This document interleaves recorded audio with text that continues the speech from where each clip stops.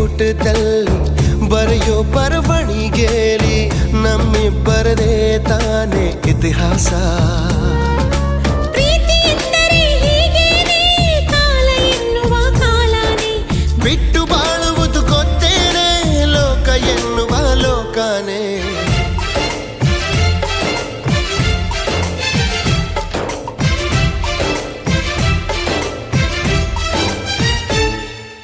ನಿನ್ನಾಣೆ ನಿನ್ನಾಣೆ ಪ್ರೀತಿ ದೇವತೆ ನಿನ್ನಾಣೆ, ನೀನಿಲ್ದೆ ನಾನೆಲ್ಲ ದೇವರಾಣೆ.